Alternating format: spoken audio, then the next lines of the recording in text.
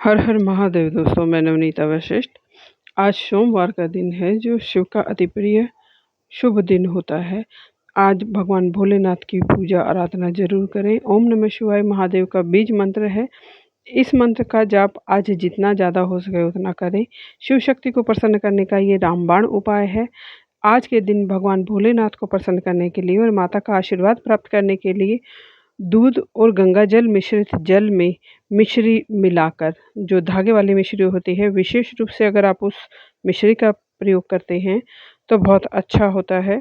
इस मिश्री युक्त दूध के जल से प्रदोष काल में जब आप भगवान भोलेनाथ का अभिषेक करते हैं तो शिवजी पर आप पर प्रसन्न होते हैं। प्रदोष काल भगवान भोलेनाथ का अति प्रिय समय होता है। ये विशेष रूप से भगवान शिव को प्रसन्न करने के लिए समय होता है। आपकी कोई भी इच्छा है जो आप चाहते हैं कि पूर्ण हो जाए तो प्रदोष काल में विशेष रूप से भगवान भोलेनाथ की पूजा आराधना करें। शिव शक्ति को प्रसन्न करने के लिए आप अगर कोई विशेष आराधना पूजा करते हैं, क्योंकि कई मंदिरों में होता है कि शाम के समय अभिषेक नहीं करने देते, तो आप सिर्फ शिवलिंग में या शिवालय में जाकर वहाँ पर बैठकर अगर थोड़ा ध्यान भी करते हैं तो ये छोटे सा उपाय भी आपकी सभी मनोकामनाओं को पूर्ण करता है। अभिषेक अगर आप नहीं कर पाते तो विशेष रूप से शिवलिंग का में जाके, शिवालय में जाके ध्यान करें। आज से ही आषाढ़ मास शुरू हो रहा है जो भगवान नारायण का बहुत ही प्रिय मास है। आज के दिन विशेष रूप से जो इस पूरे महीने में व्रत त्योहार मनाए जाते हैं वो बहुत ही अच्छे और शुभ योग आज इस महीने में होते हैं। बहुत शुभ दिन इस महीने में विशेष रूप से आते हैं जो आपकी पूजा आराधना को शुभ और श्रेष्ठ करते हैं। आज सोमवार के दिन से ही इसकी शुरुआत हो रही है, तो आज विशेष रूप से भगवान भोलेनाथ की जो द्वादश ज्योतिर्लिंग स्तुति है या भगवान भोलेनाथ के जो द्वादश ज्योतिर्लिंग के नाम हैं उनका उच्चारण करने मात्र से ही भगवान भोलेनाथ प्रसन्न हो जाते हैं। यही उपाय जब आप आषाढ़ मास की शिवरात्रि को करेंगे तो ये अपने आप में महा उपाय बन जाता है। और इस उपाय से अगर आप अभिषेक भोलेनाथ का करते हैं तो बहुत शुभ और श्रेष्ठ ये होता है। हिंदू कैलेंडर के अनुसार आषाढ़ मास जो है वो तीसरा महीना होता है जो भगवान विष्णु का अति प्रिय मास होता है। इस महीने में विशेष रूप से भगवान विष्णु की आराधना पूजा की जाती है। इसी महीने की दूज जो शुक्ल पक्ष की द्वितीय तिथि है उससे जगन्नाथपुरी में जो शोभा यात्रा निकाली जाती है, जिसको कि दाऊ, सुभद्रा और कान्हा जी की शोभा यात्रा बोलते हैं। बहुत भारी संख्या में इस शोभा यात्रा का आयोजन किया जाता है, तो ये आषाढ़ मास में ही आती है। इसीलिए भगवान विष्णु को प्रसन्न करने के लिए आषाढ़ मास की जो भी एकादशी हैं, शुक्ल पक्ष की एकादशी और कृष्ण पक्ष की एकादशी बहुत ही शुभ और श्रेष्ठ होती है।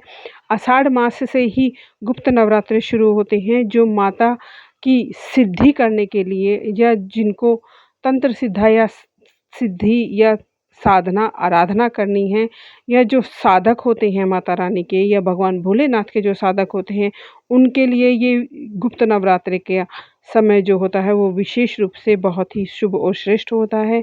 माँ की सिद्धि के लिए, माँ की प्राप्ति के लिए गुप्त नवरात्रि में जो भी आप उपाय पूजा जब तब करते हैं तो आपको विशेष रूप से सिद्धियों की प्राप्ति होती है और एक चमत्कारी शक्ति आपके साथ आपको फील होता है कि वो आपके साथ है।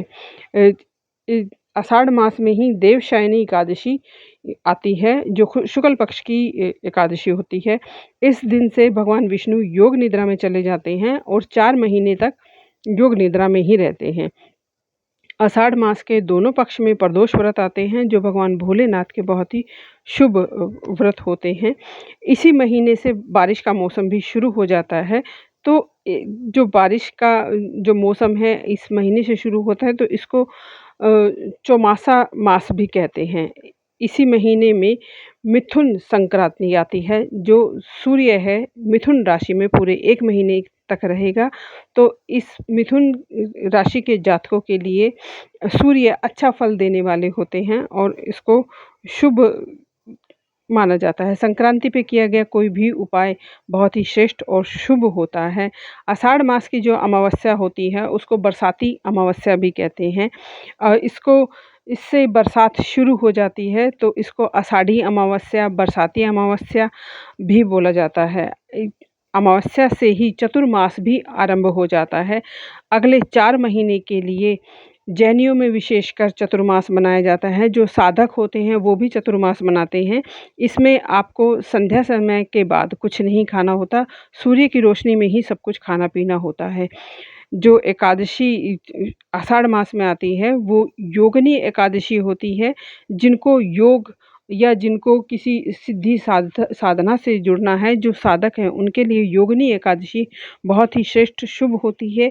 ये आपको भगवान विष्णु से जोड़ती है।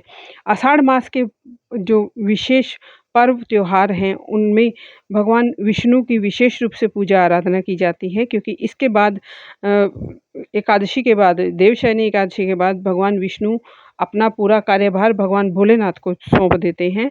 तो अगले 4 महीने के लिए भगवान भोलेनाथ ही सृष्टि का वहन करते हैं। तो ये मास मिला-जुला मास है भगवान हरि और हर का, भगवान विष्णु और भगवान शिव का। ये दोनों की विशेष आराधना पूजा का मास है। तो इस मास में जो भी उपाय करें भाव से करें, विश्वास से करें। बहुत ही चमत्कारी ये मास है। इस मास से ही, देवशयनी एकादशी से ही सभी शुभ कार्य समाप्त हो जाते हैं अगले 4 महीने के लिए। तो ये साधना का मास है, आराधना का मास है। आप पूजा करें, आराधना करें, जो भी करें भाव से करें, विश्वास से करें। आपके इष्ट आप पर प्रसन्न हो, आपकी मनोकामनाओं की पूर्ति हो। इसी भाव और विश्वास के साथ धन्यवाद दोस्तों, नमस्कार।